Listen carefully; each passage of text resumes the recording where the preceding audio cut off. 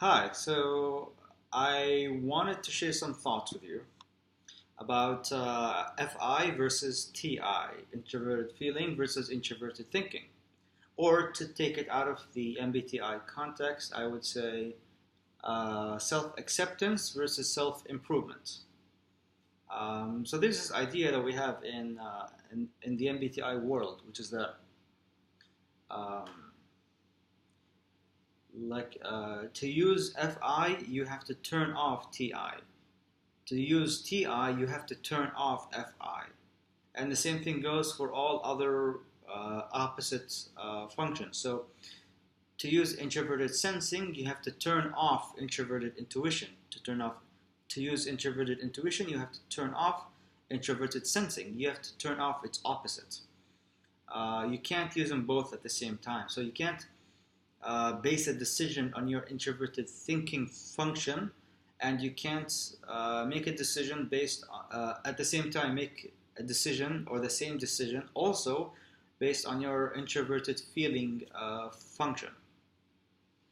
So I just had this analogy or way to view this relationship uh, in a way that makes sense to someone outside of the MBTI world.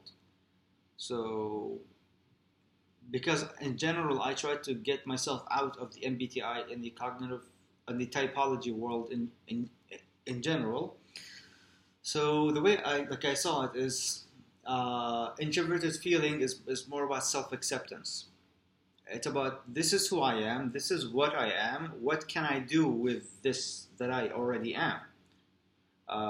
And it's like it views a screenshot or like a snapshot of your personality, your identity in the moment, as you are right now. It's not again. It's not about time. I just said it as if it's about time. It's not. It's more like it's relative to your development as a person. Introverted feeling is about who you are right now, not about who you could be. It's who you are. It's not about who you were. It's who you currently are. But introverted thinking is the opposite. It disregards who I am or who you are right now. It's about your maximum potential. It's who you could be. It's you in the future. It's who you were in the past and who you are in the future and who you currently are relative to who you were in the past and who you are in the future. It's like it sees a pathway of growth. It sees the change over time. It doesn't see you in the moment. It sees you versus you tomorrow. It sees the change between the you today and the you tomorrow, the you in the present and the you in the future. You can think of it as stairs. So the steps themselves, each individual step, um, like being stable on that flat step, that's introverted feeling. That's self acceptance. You're stable there. You're there. You're not in the next step. You're not in the previous step. You're in this step. It's flat and it's stable. You can stand on it. You can stay still, and that's it. Okay. Uh, that's introverted feeling. That's self acceptance. You're not thinking about your your rate of growth across time. You're thinking about this is where you are right now. This is you now. Yeah.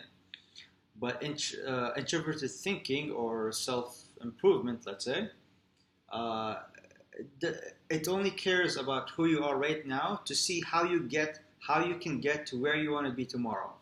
So, continuing with the stairs analogy, introverted thinking is about the slope of the stairs. So, introverted thinking and self improvement are about the distance between this step and the next step.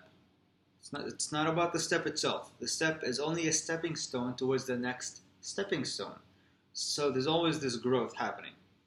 And with introverted feeling, you're only thinking about that growth. You're only thinking about that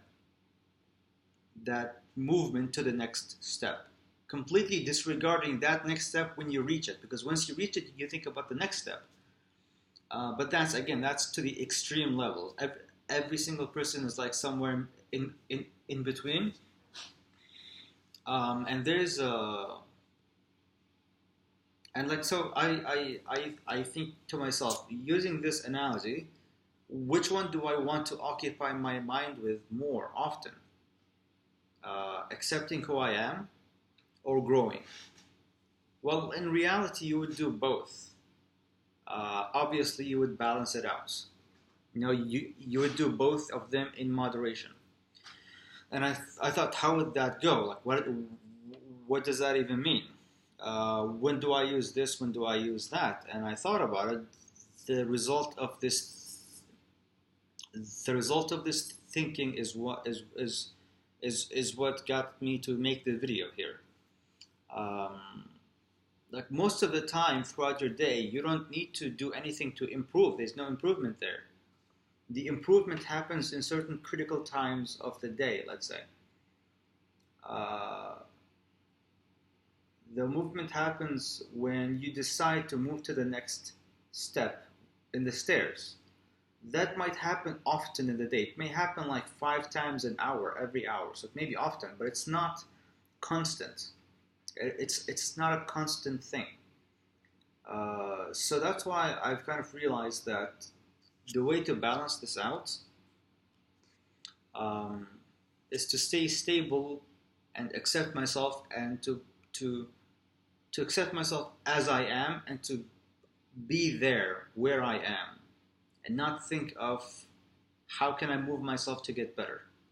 To stay there where I am all the time, but except for the times where except for the times where like it's a critical moral moment where there's a moral decision that needs to be made. That moral decision has nothing to do with my character or my personality. That moral decision would be about my character, let's say. And in those times, those are the times where I think introverted thinking mode, where I think of self-improvement as opposed to self-acceptance. Because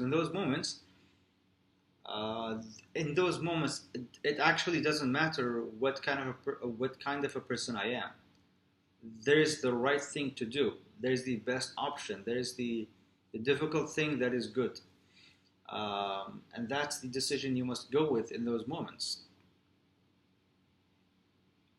And to like in those critical moral moments, um, the way to interact with the situation, the way to make the most out of it, the way to decide which words to say, which action to take, how do you behave in that manner, in that situation. The way to make that decision is not with introverted feeling; it's with introverted thinking.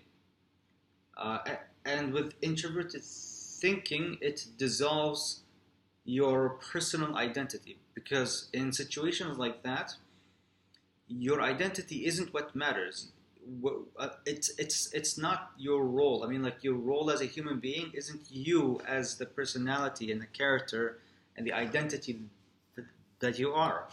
The role that you take is a moral agent. But again, that's not all the day. It's not all the time. It's only in a few critical moments where critical decisions have to be made that affect the lives of other people and affect your life as well. In those and those are the moments where it's important that you make a like a good decision, a properly moral decision. I'm trying to sound smart here, by the way. I don't know why that is, because I'm on camera probably, but um, it's yeah, like let's say for example a situation where there's no moral decision that needs to be made. The decision you make is just whatever you want, and it doesn't hurt you or anybody else. For example, if you're about to play a video game and you're thinking, which game should I play? This is not a moral decision. Introverted thinking should not be the function you use to make that decision. Just play whatever you enjoy, play whatever you want. And the way you determine what it is that you like, because if you're always in introverted thinking mode, I know that because I am, Um, you're never thinking of what you like, um, because it doesn't matter what you like. Because again, introverted thinking is where you make moral decisions, basically, um, like good versus evil. You know what I mean? So in a situation where you're deciding which game you should play, you you you, you should go into self acceptance and see which video game hits you and moves you the way that you want to be moved. That's not a moral decision. There's no logic in that, right? So in decision making moments like those, you should be using introverted feeling to make that decision, as instead of introverted thinking. But in other moments, like for example,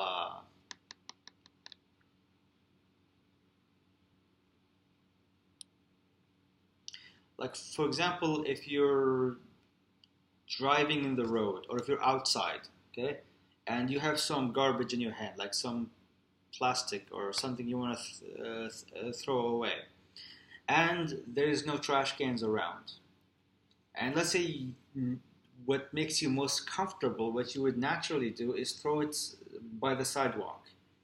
But that's where you decide. Where you should make a moral decision. And the moral decision here is not about how you feel. It doesn't matter how you feel. You shouldn't throw stuff in the sidewalk like that. You should throw garbage in garbage cans. You know, keep things clean like that. And that's not something that decision moment has nothing to do with who you are. It's just you as a moral agent, as a member of society. That's what you should do. That's what you have to do. That's what you, morally speaking, should do. In those moments, you make a decision with your TI. And again, those decisions, they disregard and dissolve your personal identity. Again, it doesn't matter who you are. You shouldn't throw stuff in the sidewalk. You know what I mean? It doesn't matter what you feel. It doesn't matter how you feel. It doesn't matter.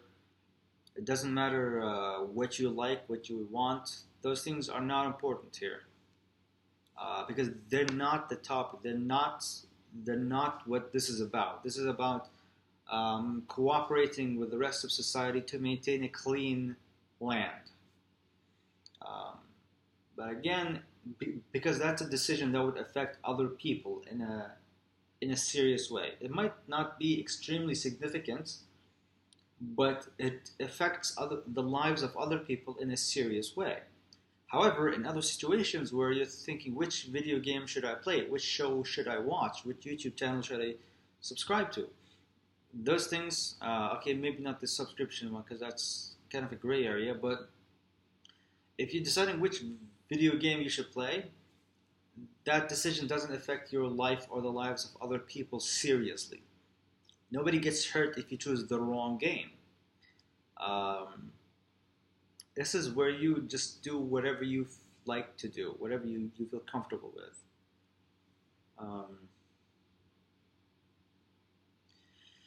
So yeah, I think that's how you balance them out. And as someone like me who's a dominant TI and an INTP, I spend most of my time completely stomping over my personal identity. Completely stomping over it. It doesn't exist. It's dissolved. It doesn't matter. It's irrelevant. It's irrelevant all the time, which is not true. It's not irrelevant all the time. It's relevant most of the time. And so I feel the void left in my life by disregarding my personal identity and what I like and what I don't like and stuff like that. And of course, you could say that this has nothing to do with MBTI. It has nothing to do with typology. It's probably true. That's why I like to pull it out of the MBTI world and typology and put it into more general phrasing that would make sense regardless if you subscribe to typology or not. Yes, that's it. I'm gonna get back to work. Hope you're getting something out of these videos, by the way. And yeah, bye bye.